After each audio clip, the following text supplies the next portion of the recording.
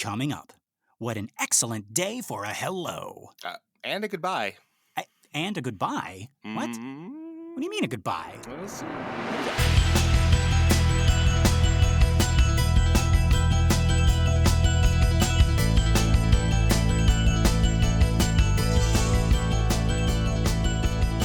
Well, howdy folks, and welcome to minute 121 of the Exorcist Minute, a show where we endeavor to examine, extrapolate, and excavate The Exorcist, minute by terrifying minute. My name is Lester Ryan Clark. And I'm Keenan Diaz. And we'll be your holy guides on this journey through what some have called the scariest movie of all time.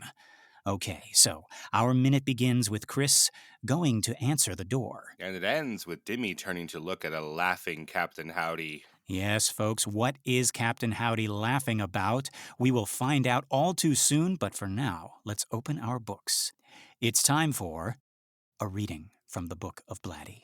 All right, folks, and just for context, this is right after Dimmy has been sent out of Reagan's room. So here we go. With a lump rising dry to his throat, Karras turned and left the bedroom, and for a time he stood in the hallway, weak and irresolute. Coffee? He craved it. But a shower even more. But when he left the McNeil house and returned to his room in the residence hall, it took only one look at his bed for Karras to change his priorities. Forget the shower, man. Sleep. Half an hour. As he reached for the telephone to ask reception to give him a wake-up call, it rang. Yes, hello, Karras answered hoarsely. Someone here to see you, Father Karras. Mr. Kinderman? Karras briefly held his breath, and then he exhaled in resignation. Okay, tell him I'll be out in just a minute, he said weakly. As he hung up the telephone, Karras saw a carton of non-filter Camel cigarettes on his desk. A note from Dyer was attached. A key to the Playboy Club has been found on the chapel kneeler in front of the votive lights. Is it yours? You can claim it at reception. Joe.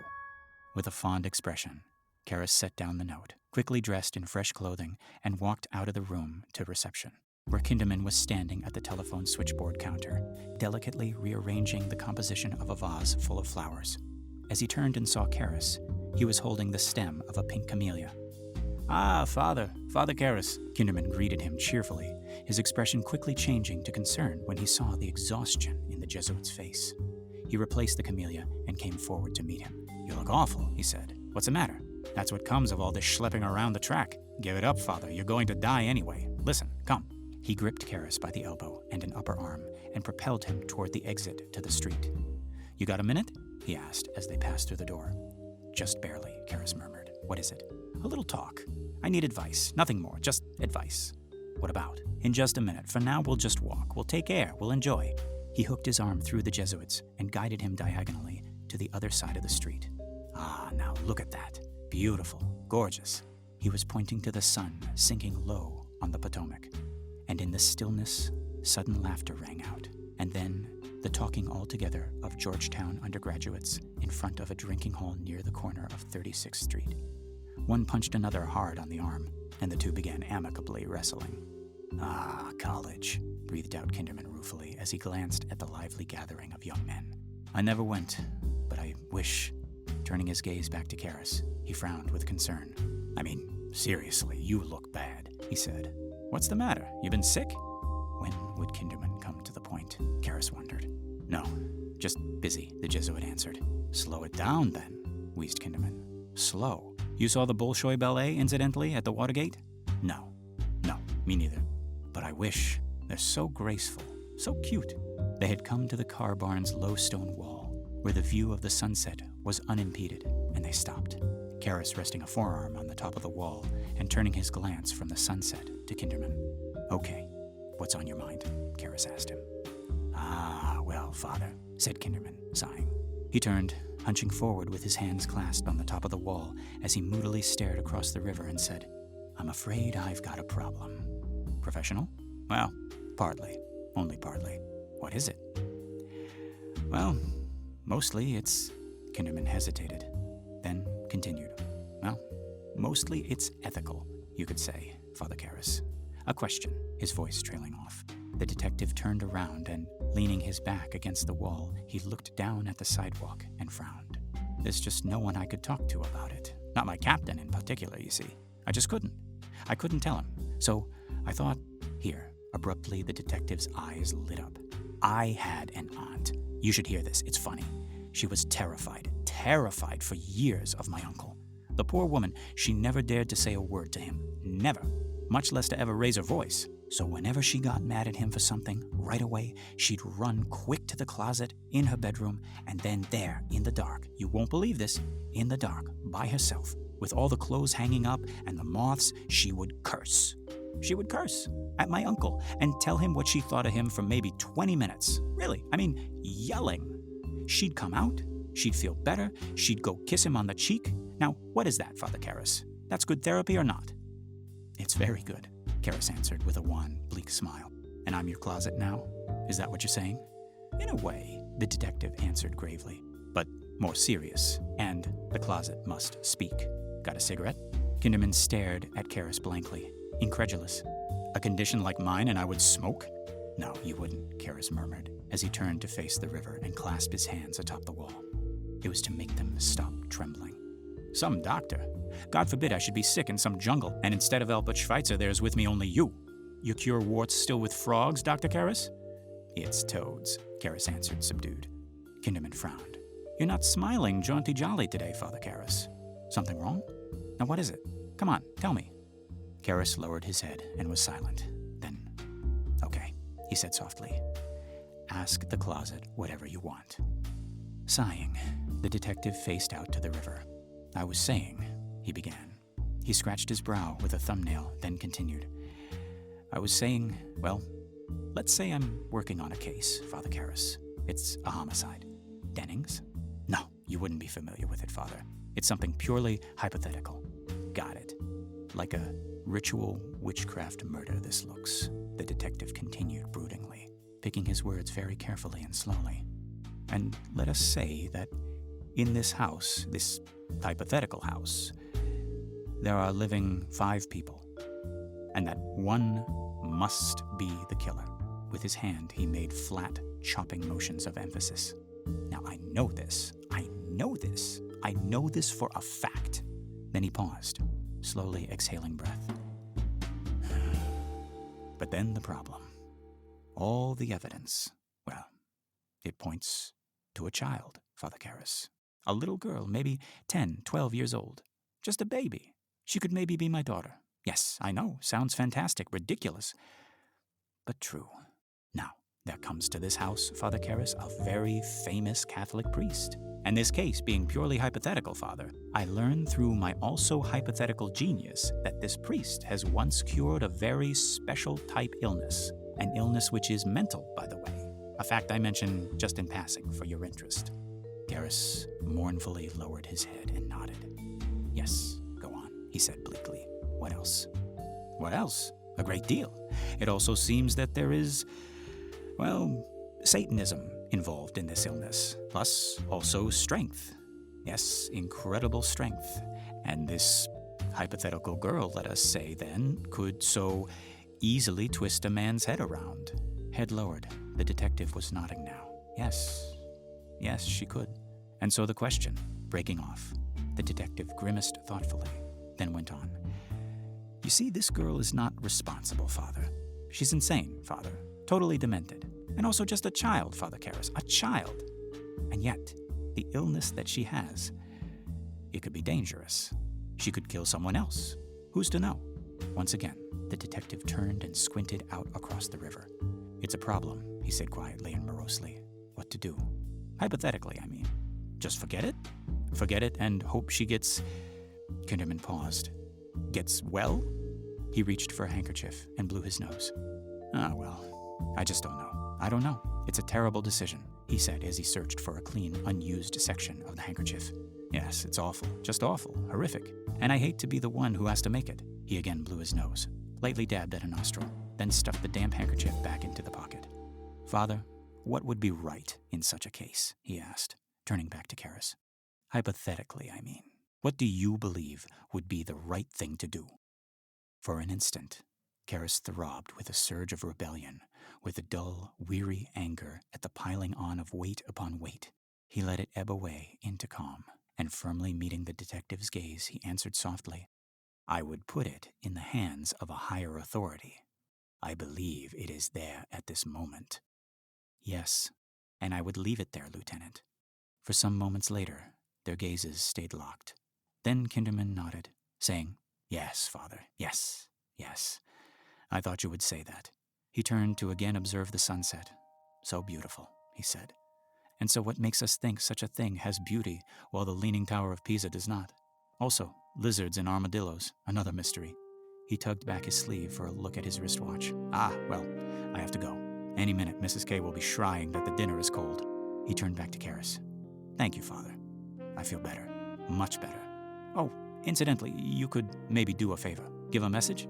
If by chance you should ever meet a man, last name Engstrom, please tell him, well, just say to him, Elvira is in a clinic. She's all right. He'll understand. Would you do that? I mean, if by some crazy chance you should meet him. Faintly puzzled, Karis answered. I will. Look, we could make a film some night, Father? Karis cast his eyes down and, nodding, murmured, Soon. You're like a rabbi when he mentions the Messiah. Always soon. Listen, do me yet another favor, please, would you? Glancing up, Karis saw that the detective looked gravely concerned. Stop running around the track for a little. Just walk. Okay, Father? Slow it down. Could you do that for me, please? Karis smiled faintly and said, I will. Hands in the pockets of his coat, the detective looked down at the sidewalk in resignation. Yes, I know, he said, nodding. Soon. Always soon. As he started away, he stopped, reached up a hand to the Jesuit's shoulder, and squeezed, saying, Elia Kazan, your director, sends his regards. For a time, Karis watched him as he listed down the street, watched with fondness and with wonder at the heart's labyrinthine turnings and improbable redemptions. He looked up at the clouds, washed in pink above the river, then beyond to the west, where they drifted at the edge of the world, glowing faintly like a promise remembered. There had been a time when he often saw God in such sights, felt his breath in the tinting of clouds, as now the lines of a poem he'd once loved returned to haunt him. Glory be to God for dappled things, for skies of couple color as a brindled cow, for rose moles all in stipple upon trout that swim, fresh fire cold chestnut falls, finch's wings, he fathers forth, whose beauty is past change. Praise him. Karis pressed the side of a fist against his lips and looked down against the sadness and the pain of loss welling up from his throat toward the corners of his eyes, as he thought of a line from a psalm that once filled him with joy. O Lord, he remembered achingly, I have loved the beauty of thy house. Karis waited, dared not risk another glance at the sunset.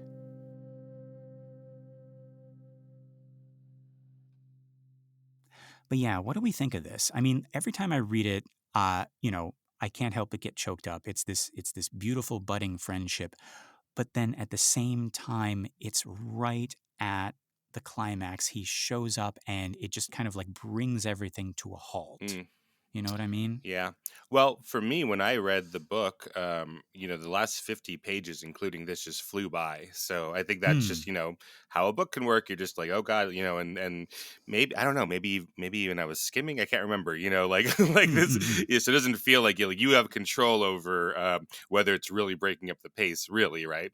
In a movie, True. no, that wouldn't happen. That would be so deadly in the movie. Mm-hmm. But I do like this idea of Kinderman presenting Karis the agency to decide what Kinderman is going to do. I think that's super Yeah. interesting, and how he's communicating him, and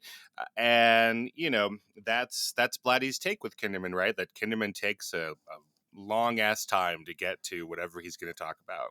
Mm-hmm. So even Karis, as you're reading, is like, when is Kinderman going to get to why he's dragging me out of this dorm, and what is going on here? Yeah.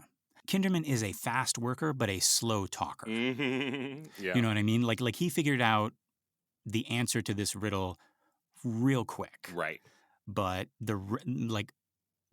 most of his time is spent kind of convincing himself to move forward with Mm-hmm. what he thinks he has to do. Right.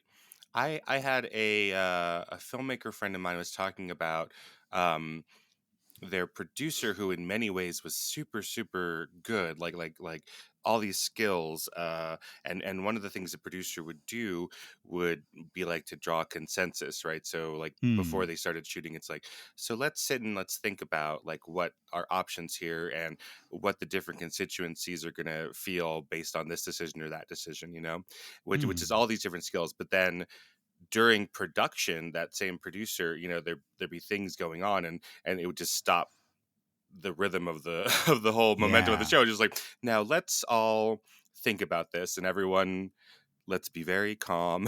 Hmm. Right. Hmm. And then they brought on, like, for a day or a weekend, I can't remember what the story was, like a different line producer, and they Hmm. was like, okay, we have to do this and this and this and this, so you're gonna do this and you're gonna do this and you're gonna do this, and like, oh, thank God. Like it's just a different set of skills, in these Yeah. Yeah. different positions. Like, you wouldn't want the second producer in a boardroom meeting, or Right. Right.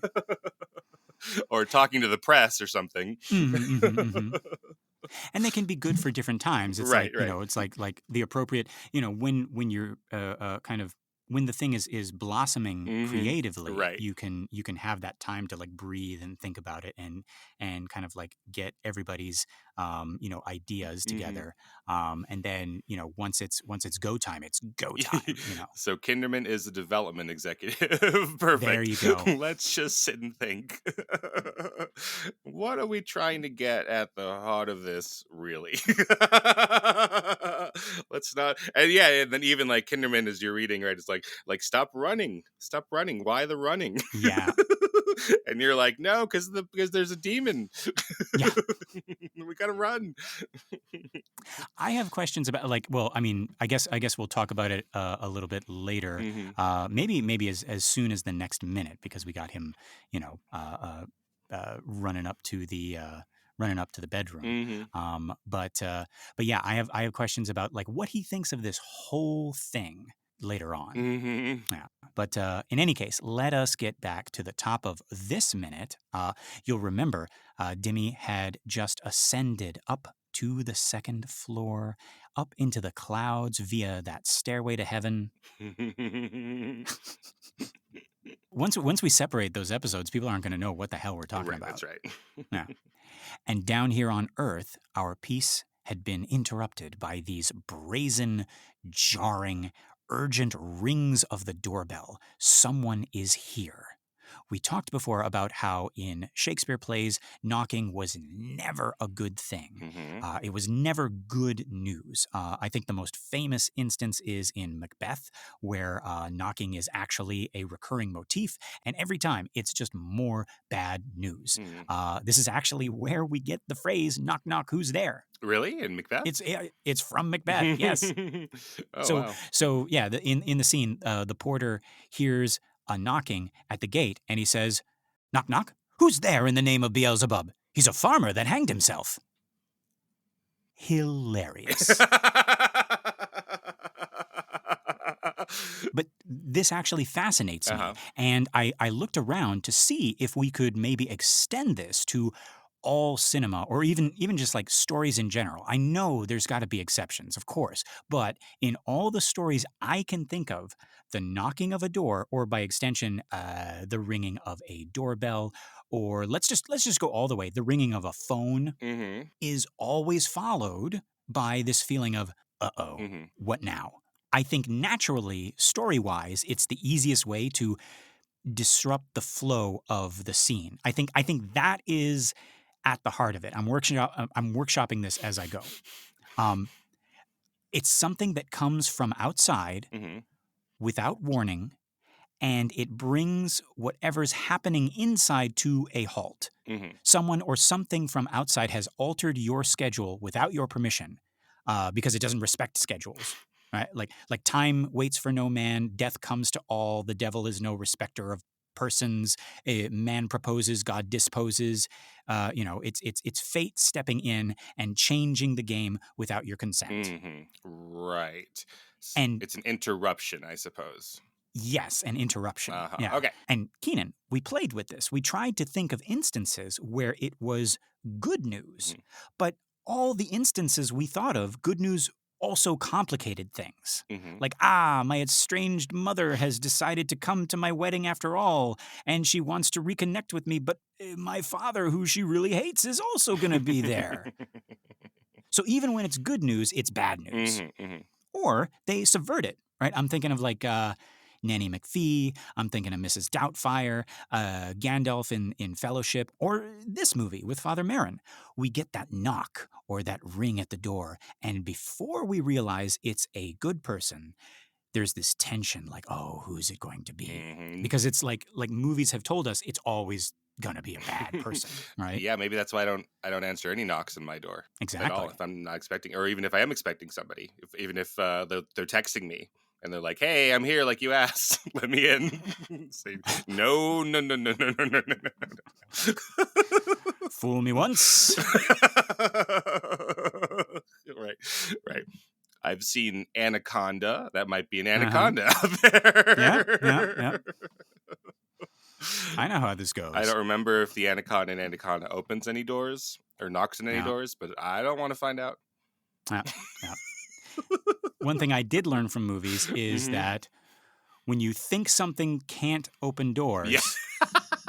Well, if anyone says out loud, "Don't worry, anacondas can't open doors." See, but Keenan, then you know how to cancel it out. You're like, don't worry, anacondas didn't suddenly enter the job force and learn how to sell homeowners insurance. But the anaconda would be like, they'd be very good at the homeowners insurance game. I think. Because they'd be like, it's such a nice house you've got here.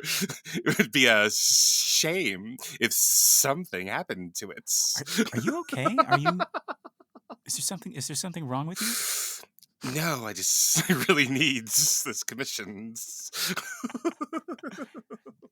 This commissions? Yes. That's a try-hard snake. Yeah, It's yeah. just like adding S's where there ain't no S's. He's a try-hard salesman and a try-hard snake. Right. It's like, the way that's what they say, right? The way you do one thing is the way you do everything. Yes, yes. Oh, our snake salesman came so late in the game. Well, yeah, because he does not knock on doors. Yeah. He had to train Until himself, now. right? Because he has to use he has to, twist the middle part of his body to form a fist, and it kind of, how they do. It kind of rotates around really slowly, and then exactly. It's like when he rolls up on a house with like one of those like pulley doorbells, he's like, "Thank God." That's right. Or he's like, "Thank God." I love that. Just like our horseman, he is a snake salesman, right? But he is not a man selling snakes. No, of course not. No, that would be ridiculous. Do you also picture him with a suit and a little like 50s hat? Okay. Yes, a little tie. Yeah, he comes prepared. Mm-hmm. He's got a little briefcase somehow. By the time you open the door, you don't see how he's been carrying the briefcase. It's just sitting on the stoop. Yes. You don't want to ask. No. Oh, the snake. I hope he gets that commissions. Yeah, but you're not buying anything from him. No, somebody else does. No. It's the bystander effect. Like somebody else will help him. Right. No. But yeah, okay. In any case, folks, back to this movie. Before we see who it is at the door, before Chris even moves to answer the door, we cut. And we realize we have followed Dimmy upstairs. Not only that, but it's the same angle from back when Dimmy decided to go in there alone. I actually went back and I compared the shots. It seems like maybe this one is a little bit lighter. Yeah. I can't tell if that's the actual lighting or whatever post-production stuff they might have done. And also, Dimmy is not walking straight down the center of the hallway like in the first shot. He is entering at an angle, but it is a quick cut, only 3 seconds or so. He doesn't even get to the door before we cut back downstairs. And now the camera is moving in on Chris as she moves to the door. We get right up close on her so that everything else disappears, which I love. Mm-hmm. It's like everything else, the rest of the house is out of sight, out of mind, as we focus on the answering of this door. I think it's the movie's way of telling us that this moment with Chris is the more important moment right Mm. now. And I think if the movie hadn't told us that this moment was the important moment, we'd still be wondering about Dimmy, because that's the important door. Right. And that's the scary door, Right. We're here to be scared. right? Yeah, but our camera is moving around and moving with Chris, but then also going across her shoulder to get a different side of the line. Yeah, Yes. it's like forget all of that stuff. Right. Mm-hmm. Yes. And it's because the camera moves in, almost like we're Sharon or Willie or Mm. or Carl, and we're getting close to Madam to protect her from Right. whatever has come calling. We're right behind her, looking over her shoulder. It's a masterful bit of misdirection by Billy, because he Mm-hmm. knows we're all thinking of the other door, Mm-hmm. but he's somehow made this one more important in this moment. That's a good point. Like this is scary. Like it worries me, right? She's going here, like who's on Mm-hmm. this door? But it can't be Howdy, No. or could it? Or could it? Right? No, the answer's no. I don't think so. Okay, okay. But no, but do you see what I mean, Keenan? It's like why are we caring at all Mm-hmm. about who's at the front door Right. when our guy has just walked back up there Yeah. to face a demon in the most famous, most problematic, most scary door in this whole movie. Yeah. So unless this is the Wicked Witch of the West opening up here. Uh-huh. Yeah. Unless this is Darth Vader, and we're like, who are you? I am Darth Vader. I haven't been invented yet.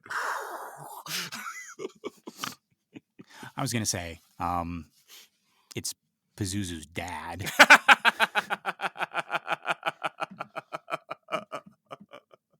Right. Can you go up there and tell him it's dinner time? Right. Back in ancient Mesopotamia. Mother's worried sick about him. Or it's Father Marin, and he just puts a finger to his lips. He's like, shh, I put a body up there. You must be very, very quiet now. We're just going to wait and get his reaction on film. It will get so many likes, so many views. And this will help my daughter how? Oh, no, trust me. Right. We're building our brand. Yes. The Exorcist TM. Step 1, build the brand. And what's the second step? There is only one.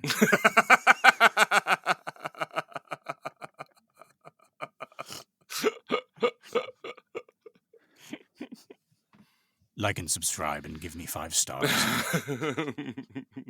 Yeah. But I think we agree, right? Like this is really masterfully done, that that Billy has somehow made us forget about the door upstairs. Yeah, they've given all this emphasis, so pay attention to this right now, nothing else. Yeah. But yeah, so Chris reaches up and undoes the latch even as we are moving into position behind her. After undoing the latch, she does the thing that I feel a lot of our characters have done. We've noted it before, but I don't think we've remarked how everybody is doing it, either like right before opening a door or right after closing a door. Our characters do this thing where they touch the door with the other hand. They either lean up against it or they run their hand down its length. I'm thinking of Sharon when the doctors come to the house and she's showing them into Reagan's room. I'm thinking of Marin when he closes the bathroom door or the bedroom door. Chris does this when Kinderman leaves for the first time right before the crucifix scene. And she does it here before opening the door. She sort of runs her fingers down the crack in the double front doors and sort of stops and leans on it before turning the knob and opening it. Mm-hmm. And she does it slowly so that her hand is still in between, touching both doors. Like her fingers have now become the latch that holds them together. Mm-hmm. And so she doesn't want to open it to a point where she can't also feel the other door. Right. They're all just so tired. Yeah. But that's a really interesting point because yes, we get to go scene by scene and notice this recurring motif. I don't know. It's probably just not possible that all of the actors came independently to this idea, right? This must have been, It can't be. That's too no, much of a coincidence. yeah, it must have been Friedkin guiding them towards that, Right. or maybe, you know what? No, I was gonna say, or just tiring them the fuck out in real life. But we don't have reports like that, like we do on The Shining, right? Right. Of doing hundreds of takes of one scene and tiring them out. Or Yeah. do you know this? Oh, I might. Yeah. No, not the Shining. I'm sorry. Oh, okay. So do you know this story of Olivier in his first movie? He was doing Wuthering Heights, and Okay. so he's major, famous Shakespearean. He's Olivier, right? Yeah. Yeah, but William Wyler, another William, Uh-huh. Willy Wyler, he Yeah. he has this scene, the first thing they're shooting of Olivier, and it's just him looking at the fireplace, and Mm-hmm. they do it over and over and over and over again. Wow. Olivier's like, "What is this?" And Wyler tells him he's trying to get rid of all that theater stuff and just get him to just be here at this fireplace, Wow. I like how, like, in other situations, it's like we went through 15 doors, we went through, 20 ceilings, but this one, it's like they heated every room in the house. All right, they're building fireplace after fireplace to get Olivier how to act in films, but thank goodness No, we don't they have time did. to relight it. Just build another one. Yeah, exactly. We're not made of logs, but we are made of rooms. Yes. And then there's this similar one with Jack Lemmon, Uh-huh. who at that time had already won an Oscar, but he's working with Billy Wilder. So this is all Hmm. Billies and Willies here. Man, it's always the Billies. Yeah, Billy Wilder keeps telling Jack Lemmon to do less, which is not a note that actors like to hear, but No. it's sometimes very necessary, right? So it's like, less, Jack, let's do it again. Less, Jack, let's do it again. And Jack Lemmon thinks he's doing less and less, and then he finally explodes and he says, "Billy, if I didn't need less, I wouldn't be doing anything." And Billy Wilder turns to everyone and says, "Finally, he understands it." Yeah, I mean, like that just makes me think of I need to. I've been really, really bad at posting things that I say I'm going to post in the Oh, listener yeah? group. Yeah. So I'm going to do that, but I need to post, if it's still on YouTube, the acting in film Michael Caine thing, because like to the point that you're making, Keenan. I mean, like there's that part in this class that he is teaching where he kind of has a student do a scene, and then the student steps aside, and then Michael Caine steps in, does the same scene, has the camera trained right on his face, and all he does, it's just this little flick of the eyes away from the person when he says the trigger thing. And everyone in the class is like, right? It's like, it speaks volumes, right? It's just tiny, tiny, tiny little things, right? And remember, folks, he calls the camera, he says it's like the most devoted lover. Right. Right? It's just like knows every inch of your face. Right. So, yeah, we don't have reports of Billy Friedkin tiring people out like that. We just have, Yeah. reports of him slapping them on the face, Right. and playing Tiring them tricks out a and, different way, I think. right, shooting guns. But yeah, so he must have been guiding them towards this in some way. Yeah. Because we're Maybe talking indirectly. about, yeah, but then we're talking about Von Sydow and Burstyn and Mhm. Kitty Wynn doing it, and yeah, it just doesn't seem possible that they just all come to that conclusion. Yeah, everybody putting their hand up either before or after the door. Yeah. Right. Yeah. But yeah, and folks, by this point, we are very close. We are right behind her, looking over her shoulder so that we get a clear view of whatever is on the other side of that door. And we are met with I think my first description of him in this show was craggy, frowning face of Lieutenant William F. Kinderman, which, I don't know. I'm going to defer to you, Keenan. We see him just long enough to register that it's him before cutting away. I like that choice because it shakes us up. Friedkin has managed to somehow make us forget that Dimmy was walking towards the most important door in the movie. We stayed down here with Chris. We were completely invested in protecting Madam from whatever's at the front door. And now we see it's Kinderman. What was your first thought upon seeing his face, and what do you think Billy was going for? What do you think the 1973 audience in the theater was supposed to feel? Because my first time watching it all the way through, I didn't really pay attention to the Kinderman stuff or the Burke stuff. I was focused entirely on Chris, Reagan, Karras, Marin. So when Chuck comes in and says that Burke is dead, I'm like, wait, which one is Burke? And that was okay because Ellen Burstyn made us feel something in that scene with her reaction. And I remember here, Chris opens the door and it's Kinderman. And my first thought way back in middle school, mainly because of Lee J. Cobb's expression here, was, oh no, time has run out. But time for what? I didn't know. I clearly remember not being sure if this was one of the doctors, a member of the church, or the police. I mean, he is the police, but I had not picked up that he was investigating the murder, probably because I watched this movie alongside with a bunch of other horror films that year where people were dying left and right. Nobody's investigating them. They're just disposable bodies. So when I first saw this movie and he shows up at the door, I was at the same time like, oh no, but also like, wait, what? So how about you? Yeah, I wish I remembered my very first interaction with this film. I really don't. I don't remember.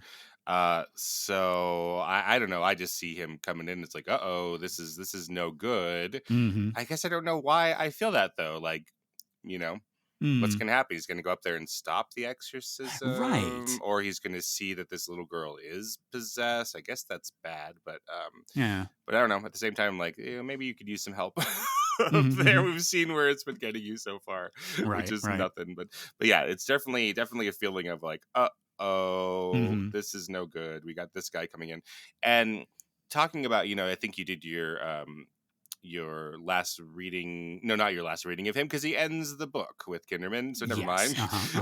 But in the book, he's constantly coming back, so he's only been to the house once before in the movie, so he's only done one time where he's been like really butting in where he's not supposed to be. Yeah, so I don't know if we had done a 1-for-1 and every single scene from the book is in the movie, maybe at this point where there's the door ring, be like, oh well, that's Kinderman. Yeah, because that's sort of his thing, right? We'd feel slightly annoyed. We'd be like, not now, Kinderman. Right. But here, so you're saying the absence of those other visits maybe gives us a little bit more of a sense of foreboding, like, oh no, the detective's back. Yes. Well, first it's like, this could be anybody, like you're talking about, and then it's, yeah, this guy's here, and this only be for bad reasons here. Yeah. Oh, wait, but we didn't get to, what does it say in the book? Do you remember, like, when he shows up here in this scene? That's what this is. That's what that book reading was. But he doesn't go to the house in the book reading. Right. So he doesn't come into the book. So he doesn't come to the house in the book during this climax. Right. So in the book, Karras goes back to the residence hall. Right. And takes a break. Right. Like, that's where he is. And then he gets the phone call from the front desk saying that Kinderman is there to see him. So I guess I'm being unfair saying that Kinderman interrupts the momentum of the scene in the book, because he doesn't. Dimmy does. Dimmy goes all the way back to the residence. Yeah, I suppose so. Yeah. Yeah, so in the script, there's a scene that Blatty writes, and they might have filmed it. It feels like Lee J. Cobb and Ellen Burstyn in the movie are ready to get into a scene here. Mm-hmm. So I don't know, they might have filmed it.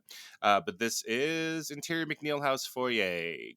Foyer. Chris hears the front door chimes. She reacts, wait, they ring again. She goes to answer. She opens the door, just closing Kinderman. I'm sorry to disturb. He halts, eyeing her bruise. She knows what he's staring at. She puts a hand to the bruise. He stares for a beat, then, look, I'm sorry to disturb you this hour of the night, but I'm afraid I'm going to have to talk to your daughter, Mrs. McNeil, and I'd like to take a look at her room if you don't mind. Reagan's bedroom? Yes, immediately, please. I have a warrant. Oh, please, not now. She's gotten worse, Lieutenant. Please, please, not now. So he actually comes with the warrant, and so he's there with the reason. So that might be what Lee J. Cobb is playing here, that he's coming there with Right. the warrant, to arrest her or at least to investigate, etc. But Right. then we never see that play out in the movie. Right. So he looks glowering and craggy and frowny, but Yeah. maybe he's just there to stop by and help, or maybe he's there to say hello. And then he's there when the climax happens. Wow. Okay, so we're presented with three possibilities, right? Mm-hmm. Once again, we've got that unholy trinity. We've got what happens in the movie, what happens in the book, and what happens in the screenplay. Um, of these three, I personally like what happens in the movie right here. How about you? Yeah, just kind of getting there and we're like, oh, that's scary. But then we don't have time to think about that. We go Right. upstairs. This whole action thing happens. We assume maybe in the back of our head that it's going to, parallel action. We're going to get back to Kinderman, etc. That doesn't happen. Sure. But then it explains why he's there at the Uh end. huh. And it's very neat, very clean, Yeah. very condensed. I'd like to think what you just read from the screenplay was what was going to happen when Mm-hmm. Chris opened the door. Mm-hmm. Yeah. But everything's just happening so fast that, we immediately get maybe that is the thing that's playing out as Dimmy is discovering whatever he Right. discovers up there, Right, exactly. right? But I think that's rather than them meeting at the residence or something like that. Right. Yeah. But yeah, so let's get back to the movie. Whatever we're supposed to feel, we should also feel tricked by this brilliant sleight of hand because right as the appearance of Kinderman puts us off balance, we cut back to the upstairs hall. Yes, remember that hall and that door? How could we have forgotten? We left Dimmy walking back down that hallway, and now we go back to him.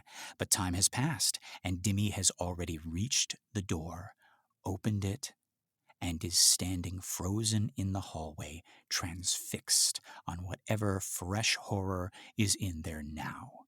It's very clearly a mirror to that first time a few minutes ago when we went into that room alone. Mm-hmm. But he's not alone this time, right? Yeah. Well, there should be two other people in there. Right, yeah. There should be at least two other people. I mean, going by what I believe, many. But before we follow him in, I want to talk about this whole sequence up to this point. I love this intercutting. We're watching our two main characters go to their respective doors. And it's interesting how we see Dimmy start up the stairs. That's in the last minute. We see Chris notice the doorbell. We cut to Dimmy. Time has jumped a little. He's now going down that hallway. And now cut back to Chris, and time has also jumped for her. She's already halfway to the door. We didn't see her start to go to the door. I don't know why that fascinates me. I know Friedkin is communicating something here like, see how they're both heading to a door? But he's made deliberate choices of what parts of Chris answering the door you're going to see and what parts of Dimmy answering his door you're going to see. We see Chris notice the doorbell, but we don't see her start moving. We see Dimmy heading there, but we don't see him opening it. It's such a little thing, and I feel like anybody else would be like, well, Billy, why does it matter that we do it in this exact order? And if I were in Billy's shoes, I wouldn't be able to explain why, but I bet he would.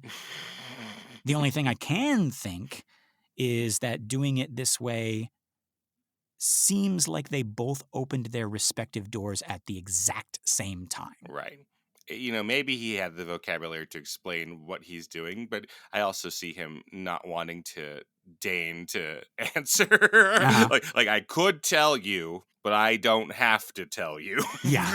Right? Make me tell you. Okay, why don't you come across this room and make me explain to you why we're cutting it this way? Yeah. It's Owen Roizman, and he's like, hey, I just need to know. I just want to know, the motivation behind these cuts. And Billy's like, okay, well, let me show you. Here's a picture. What do you see there? It's like, oh, that's a lovely bird. It's like, what's it doing? Oh. Oh, well, it's in the sky. Yeah. Give me a verb. What's it doing in the sky? It's flying. Excellent. Wonderful. Okay. Now what's over there on craft services? It's like, oh, those are donuts. Yeah. And then he walks over to it and he rolls it across the floor to Owen Roizman. And before it even taps Owen Roizman's shoe and settles like a penny, Right. going da-da-da-da-da-da-da, right? Mhm. Except in donut sound. Owen Roizman already understands Right. what Billy is trying to say. Yeah. Mm. But did you get that feeling too? The way that this is intercut, Mhm. it's like they opened the door. Like the moment she opened the door, he also opened the door. Yes. We could only see one of them. Yes, it is asking us, if we're watching it the wrong way as we are Uh-huh. doing it, it's asking us to strain our credulity that Mm-hmm. Damien is walking up the stairs, does not hear the doorbell, Mm-hmm. right? Gets upstairs, which is like within earshot at the very least, if not that he's able Mm-hmm. literally to see the door open and that Right. Kinderman is there, right? Mm-hmm. But so we're asking you to make these big leaps here and just to accept that, yeah, these scenes are happening at the same time, that they're Mm-hmm. opening the door at the same time, even if you were to actually structure them together, and of course Chris gets to her door first or whatever. Right. Right. Yeah. But yeah, I like to think that's going to be my Yes, headcanon, that they absolutely. open the door. Yeah. Yes, The that exact is same what is time. communicated to us. Whether, if you were to try to strip it together and put it together on a timeline, it doesn't work. But that's what it has to be. That's what it Yeah. feels like that way, and that's what it has to be communicated to us. Yeah. So from here we cut, and it's another close up on Dimmy. Mm-hmm. And Keenan, the first thing I thought of here, remember way back in the Dr. Klein episodes, we had a shot of Klein looking at Reagan. Mm-hmm. It was actually in this room. I think right before he gets backhanded by Howdy. He's Right. like, keep away, the sow is mine, right? There was a shot of Dr. Klein, and Keenan, you had said it looked like he was the hero of the movie. Right. He was the big, strong man coming in to save these ladies. Mm-hmm. Yeah, he gets up, he gets tall in the frame, and the camera now adjusts to him instead of Chris, like it's framing him instead of her, and that's Mm-hmm. something we've done before. And it's like, here he is. Mm-hmm. He's come to save the day. Yep. And yeah, we very quickly see that that's not the case, right? He gets slapped across the room by Captain Howdy. Mm-hmm. But going back to how he was shot, folks, think of Dimmy. Like throughout this film, we have seen Dimmy, who is objectively more physically imposing, Mm-hmm. and all around just more of the hero type, right? Mm-hmm. Continually lit or shot or put into scenes so as to downplay these qualities. Of the three characters, he is the strongest physically. He is the most physically fit. We joke about him looking like Rocky. We even speculated that Stallone got some ideas from this movie. Damian Karras is our sexy badass hero Dr. Priest, who just happened to be put in the wrong movie, who just happens to have been put in a series of situations that strip him of his heroic powers, and we rag on Dimmy for being weak or lacking faith or being unprepared, but that's only because we haven't seen anyone else try to do what Dimmy is doing. And I think if we did, we could see just how strong Dimmy has been. The fact that he's still here, that's something I can't stress enough. I love Father Dyer, but I can see Father Dyer, I can see Birmingham, I can see Bishop Michael himself noping out of this way earlier, right? Hmm. Of those three, I feel like the strongest would be Dyer, but I don't think he has seen enough darkness. I don't think he lays awake at night and asks the same questions that Dimmy does. Hmm. And I think Howdy would surprise him with those Well, questions. Howdy wouldn't have fun with Dyer because No. Dyer has not been thinking those questions the same way Timmy has. Yeah. Yeah. But yeah, like I started trying to make one point and then I went in like in a whole nother direction. What I'm saying is Dimmy is our guy. Yep. But this movie, these events have tried to keep him down to make him seem like he is not our guy until, and now I'm bringing it back to this minute, you get a shot like this. This close up of Dimmy in the doorway, this face as he looks into the room. This is our hero face.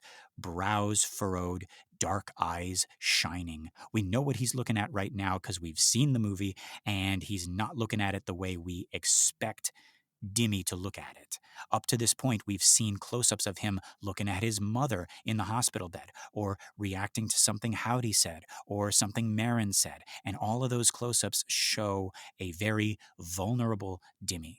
We've also seen shots of him wearing that mask to avoid being vulnerable, Hmm. avoid those strong feelings. But here in this close up, we see sort of the best of both of these extremes. We see concern, but we also see the reining in of emotion and a clear head because action may be needed. He's allowing himself to feel, but he's not allowing himself to be overwhelmed by it. Hmm. And he's also not disconnecting completely. He's exactly where he needs to be. And on top of that, his face also looks more mature. And that's what Book Kinderman from the reading you just did Mm-hmm. says about Damien, right? In addition to like, oh, you need to calm down, etc. Like Right. when he mentions, oh, your director Elia Kazan, that's him telling him that he looks like John Garfield and not like Oh, Sal Mineo anymore. So right. that's like Yeah. him going back and saying like no, yeah, you do look like that boxer. You don't look like a kid anymore. Like the last time that we Ah, met. yeah.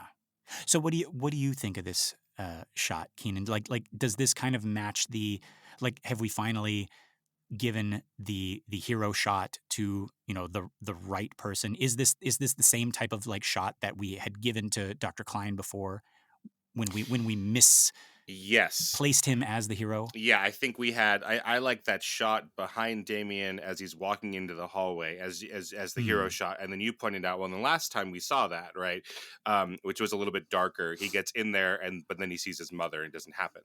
And Right. this time we get to that same shot of him out in the hallway. It's the hero shot, his cloak, Hmm. flapping in the wind or whatever, right? Hmm. And he's like going up there like a gunslinger. And then this time we get to the shot, and like, yeah, I think it is happening here. So now Okay. this Yeah. is the time. Yes. All right.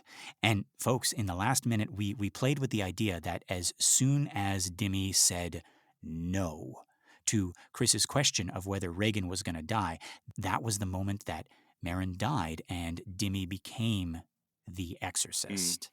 Whether that's true or not, I agree with our buddy Alex Bledsoe when he said that that was the moment that the mantle of hero is passed to Dimmy.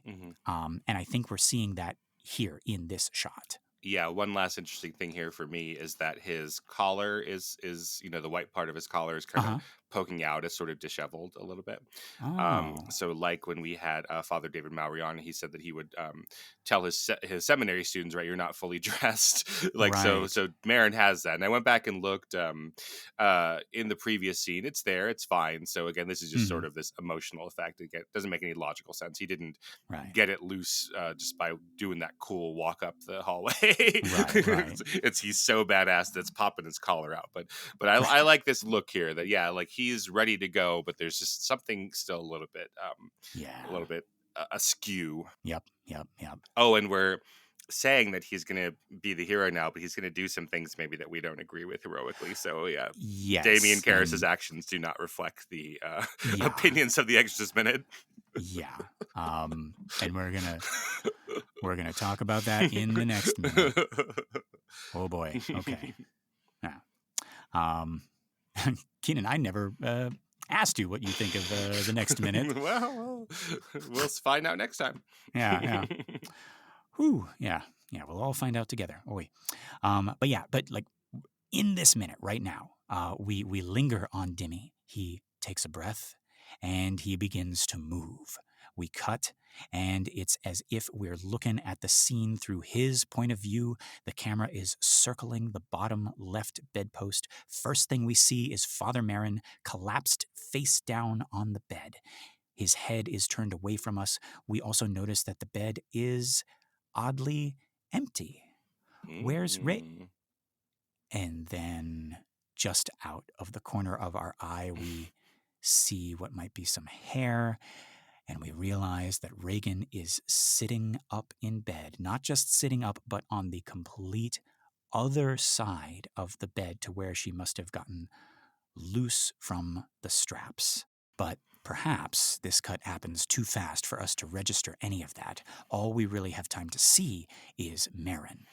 Yeah, I think you're right. I don't know if we were supposed to notice it, that Reagan is there, but on this watch, right, you do notice it.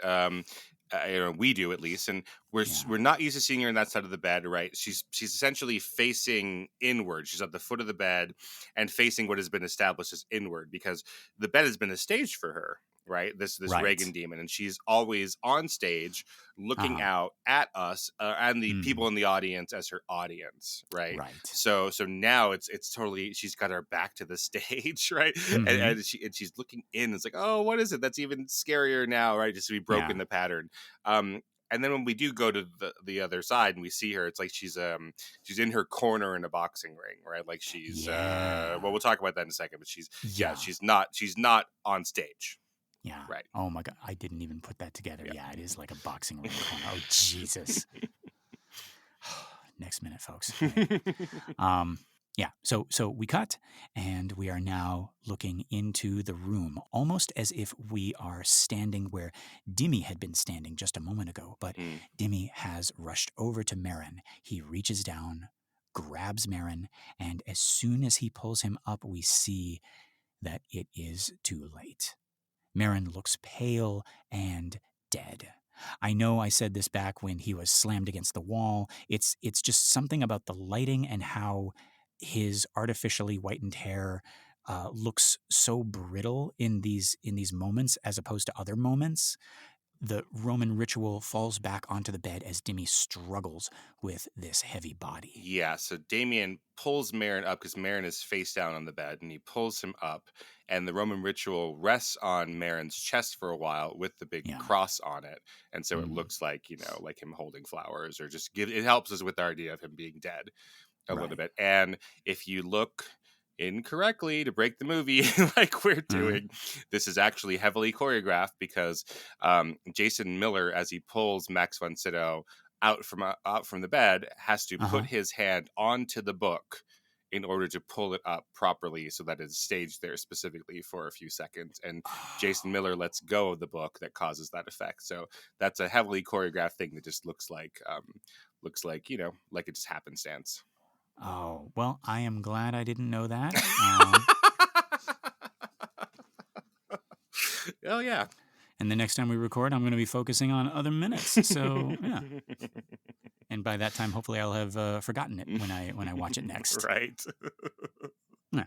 But yeah, interesting. Okay. So they wanted the book to kind of like rest on this this black cassock background. Yeah, absolutely. And then also to have that falling effect, because if he really just picked up von Sydow by the shoulder, the book would just stay on the bed. Exactly. Yeah. Okay. So it gives us the feeling that like von Sydow is dropping the book. Yes. Even though he's not. Yeah. Miller is dropping the book. So he lays him back down on the ground, and here we cut. We're on the ground with Merrin, with this corpse. Between us in the foreground is his bottle of holy water laying on its side, still half filled as the water, Or half empty. or half empty, depending. As I was reading that, no, I'm not going to lie. As I was writing that, days ago, I was like, one of us is going to say it. Yeah, we just know each other too well at this point. Yeah. But yeah, but I decided not to say it because I was trying to conjure up imagery of this holy water bottle bleeding out onto the floor. Yeah. Hey in little man, drops. it's still there. Hey. It's still there. Yeah, we did both. Yeah, but I would. We got our ice cream and curry. You see the holy water as half full. Yeah. I see it as half empty. Yeah. I was just gonna say, it was like I see the holy water as half full. You see the holy water as water. Okay. But yeah, so Dimmy gets Marin to the floor and begins unbuttoning his cassock. And from here we cut to Reagan/Howdy sitting up in the bed, wrists unbound, but with the straps still hanging off of them. That's such a great effect. You see that in like all of her depictions, right? Like all those like animatronic dummies and stuff like that, right? Like around Halloween time, you go to one of those big superstores and you're walking through the aisles and she just goes bah! And she jumps out at you and you get really, really angry, even though you shouldn't, because you were actually scared by it, right? And people saw you get scared by a dumb toy that you should have known was going to jump at you, right? Why else would they buy the toy? And you punch the toy in the face repeatedly until they escort you out. No. With the toy, because you break it, you buy it. Right. Yeah. But yeah, so the straps are still hanging from the unbound wrists, and she's just leaning casually against the bottom left bedpost, elbow propped on the footboard, and wearing the strangest expression yet. Keenan, what is this look that she has given us? I see curiosity. I see interest. She is fascinated by what she is seeing. It looks almost like Billy was shooting a different scene, one that Linda Blair wasn't in, and she was just off to the side watching Jason Miller and Max von Sydow work. But then like Billy just like swiveled the camera and caught her expression while she was watching them. Obviously, that's not it, but like the casual curiosity, as if Howdy is watching two bugs do something interesting. It's comical. And because of that, it's also very disturbing. Like, what do you think? Yeah, maybe they just put The Flying Nun on TV for Linda Blair there, and she just becomes a zombie, like parents of the 70s would be afraid that their children would turn into by watching television. But I mean, that's not like that's what happens to me when I'm watching. I mean, you know how sometimes you'll kind of like zone out, and it'll be like the screen will be black, right, and you'll just see your face.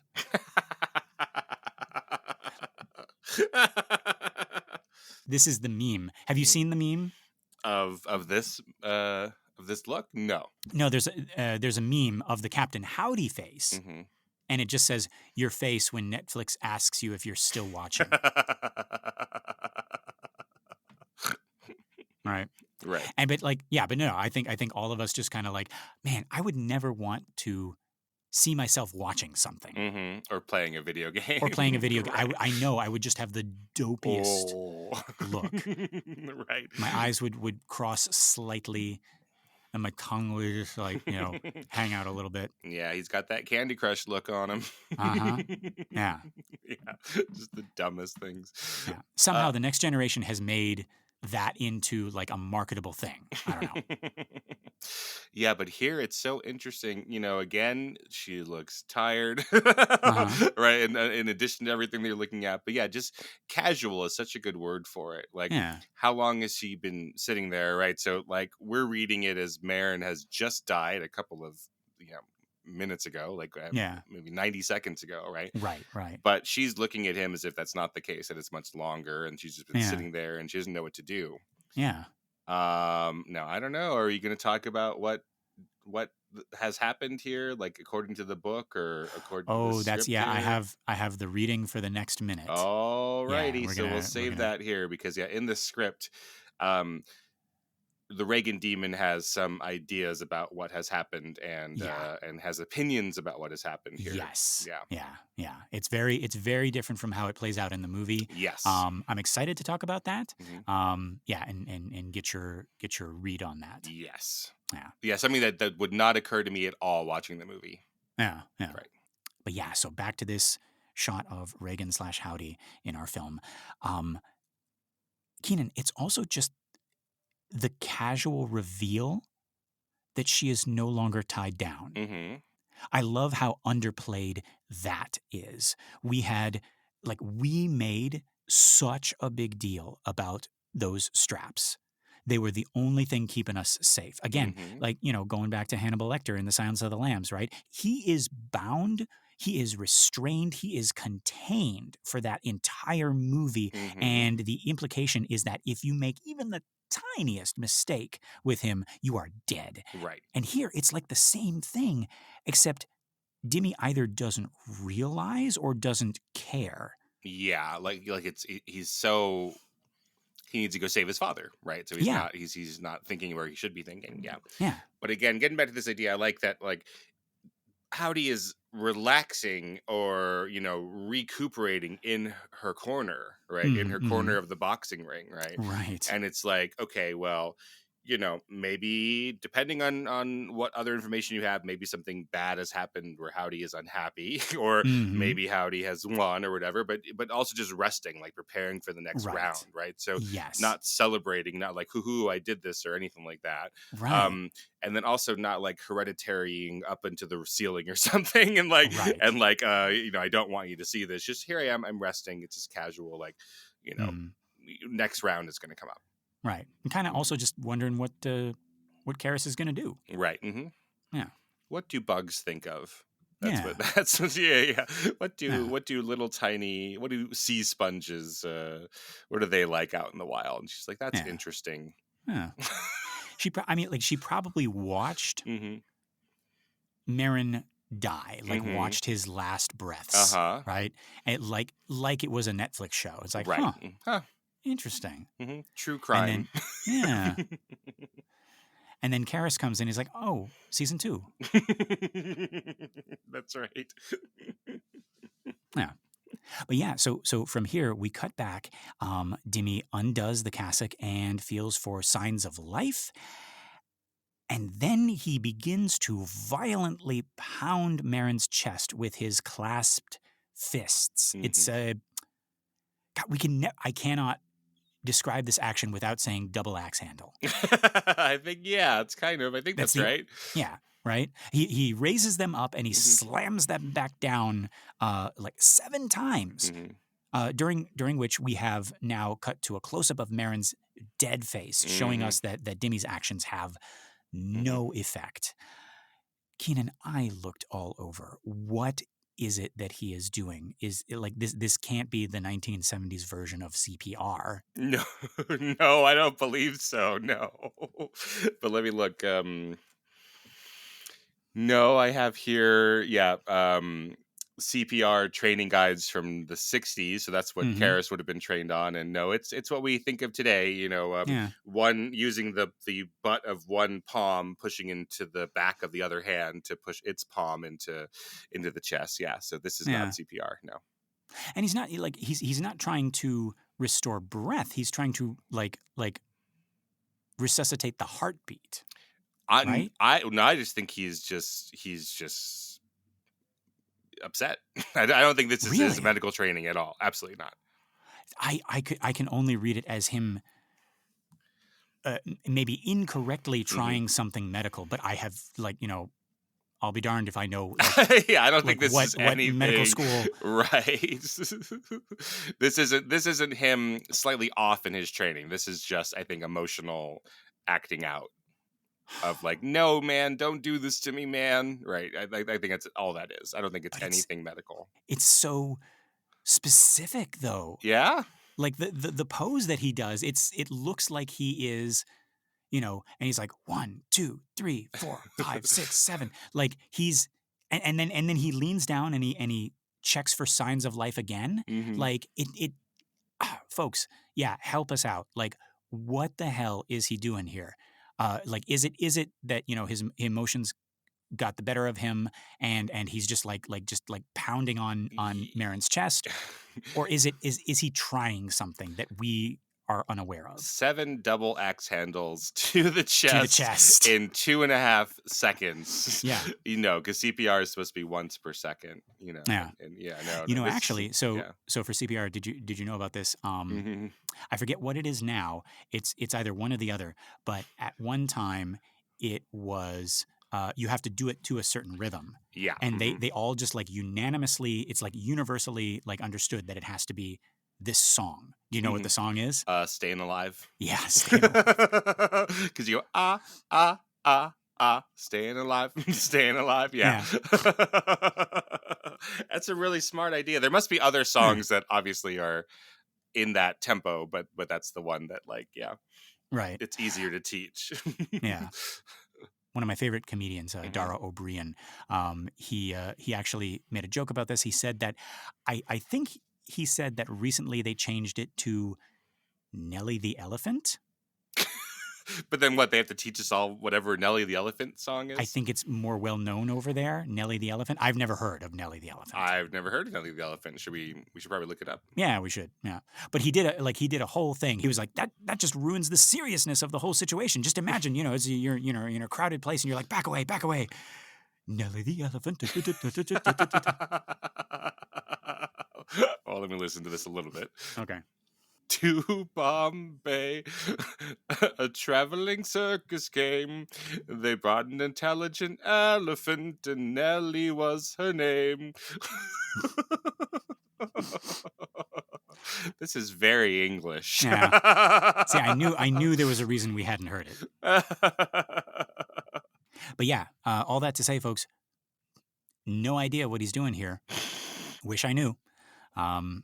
Keenan, you think it's him losing control? I think it's just incoherent rage at okay. at losing Marin. Yeah. I mean, like I'm not disagreeing that he does lose control, but I think it looks and feels like something medical that's not working. That he's losing Marin because he did it wrong. Because nobody's ever done it that way, Dimmy. What are you doing? Well, I hope no doctors do that to you. Yeah. Because look what it does. It kills Marin. Mm-hmm. He wakes up just slightly. What's up? So yes, we are being hard on Dimmy, etc., as we've said in the past couple of minutes. But Marin dies because Marin sends Damien away because Damien is messing around with his mama issue cosplaying, right? So this is all Damien's fault from his perspective. Oh, from Damien's perspective. Yeah, absolutely. Oh, yeah, he left, and he's only out of the room because he got sent out because he couldn't hack it. And then Marin died. But objectively, this is Marin's fault. Well, Damien doesn't know anything about Marin's heart condition. Well, yeah, but I mean, I'm talking about like you and me. Like, this is Marin's fault. Why is it Marin's fault I don't know. I just feel bad for piling more on Dimmy. We're gonna. There's some things in the next minute that we're gonna. He's gonna get plenty of. Ooh, folks, if you thought we were hard on Dimmy before. Yeah. Yeah, we're gonna spend the last movie minutes of his life being hard on him again. Oh, jeez. Oh. Well, but that's why I included the book. Right. Yeah. But yeah. Okay. So whatever it is that Dimmy is doing, it is not working. Agreed. Dimmy bends down to listen to Marin's heart. We cut back to Howdy, a little closer on him now, as he continues to watch with interest. Another cut back to the floor, looking up at Dimmy as he continues listening for a heartbeat. Then the slow realization. He raises his head from Marin's chest, and he looks with anguish into his foster father's dead face. From here, we cut immediately to Howdy, now laughing quietly. It's the famous shot where Reagan's hands are clasped in front of her chin. The demon eyes are wide and staring, her scarred cheeks raised in a smile. I think for me, the most disturbing part of this is how childlike it still looks, how cherubic with those like chubby cheeks, but then you just got those demon eyes up above those chubby cheeks, right? And the sound too, like the way that she laughs, right? You almost expect the laugh of a demon to be a little bit more immature, right? This seems more like how Reagan might laugh.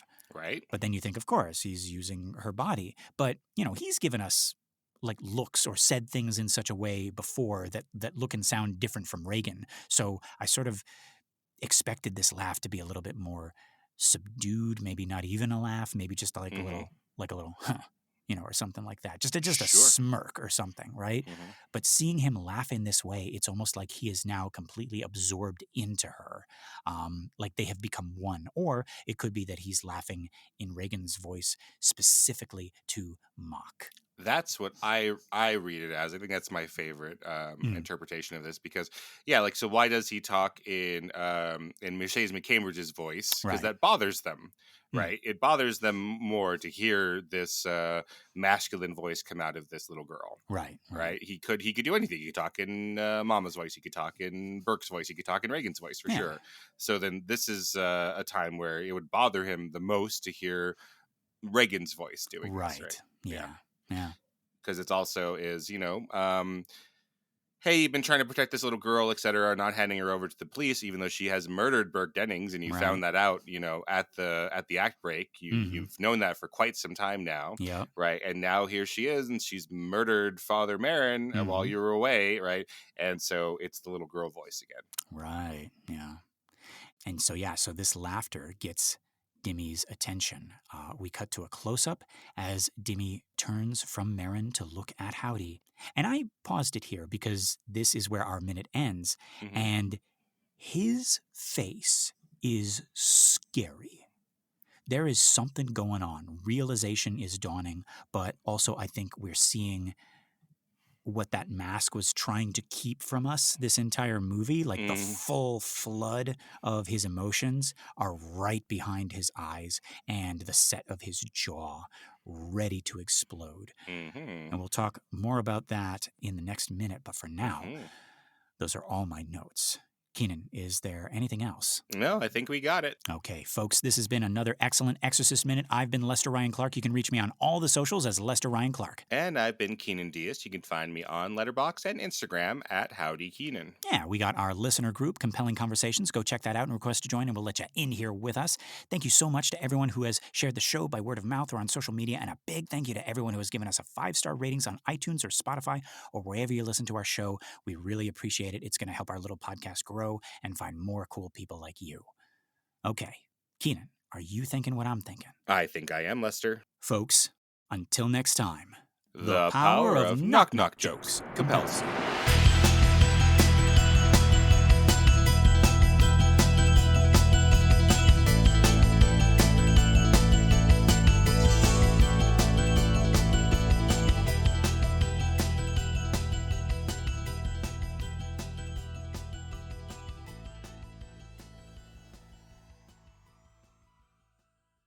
All right, so I've looked up this guy in Macbeth, and he does say that knock knock. Here's his second knock knock joke. Are you ready? This porter from Macbeth.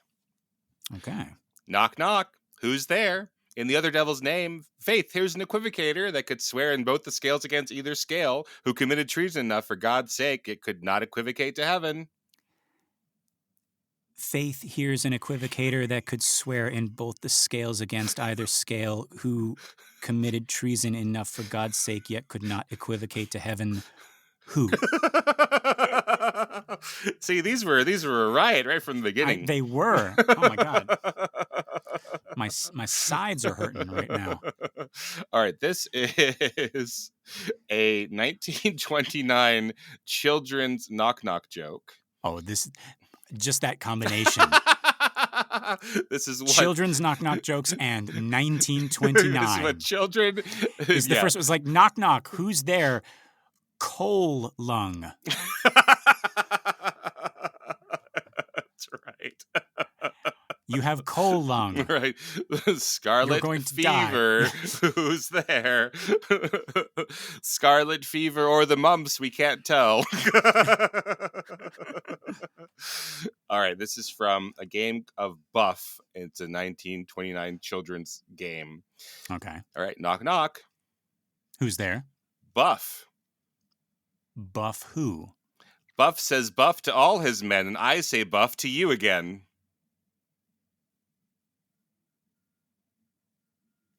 Keenan, I've been meaning to chat with you about something. What is it about? I'm really happy that you found this new hobby of telling people knock knock jokes. It seems to be bringing you a lot of joy. Yes, a lot of joy.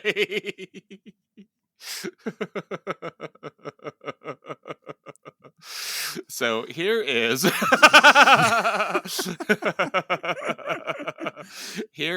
stand-up comic Melissa Doughty's recollection of the first joke she ever told. She said this in 2015. She said this is the first joke she ever told when she was 4. Uh-huh. You ready? Mm-hmm. Knock knock. Who's there? Mickey Mouse. Mickey Mouse who? Mickey Mouse's underwear.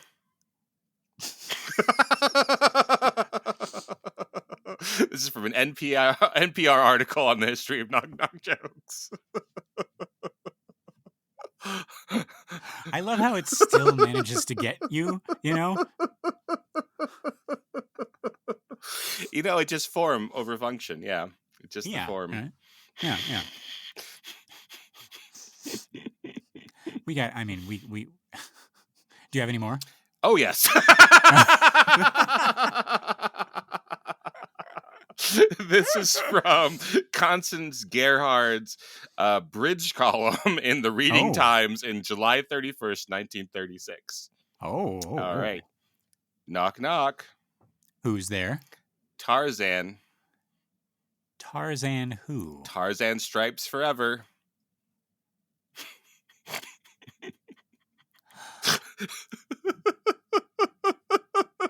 Did you hear that little gasp, folks, as I got it? It took a while, huh? It's a thinker. It's a real thinker.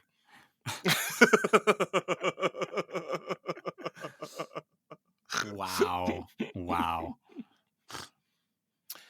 Oh my goodness. Hmm. Okay. Okay. This is last one. Uh-huh. This is from the Delaware County Daily Times. Uh-huh. I guess it's from 2015. Okay. Knock knock. Who's there? Teresa. Teresa who? Teresa Crowd. Like Three's Company, come and knock at my door. Come and knock at my door. It's all knocking. For you. Everything. On and Three's Company too.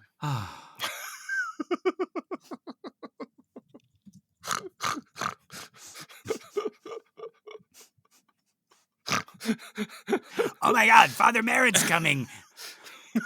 We gotta make like I'm just a very sick girl. Everybody help me out. Chrissy! What's going on in here? Oh, hello.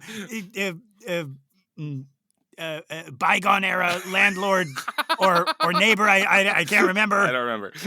Don Nuts. Yes.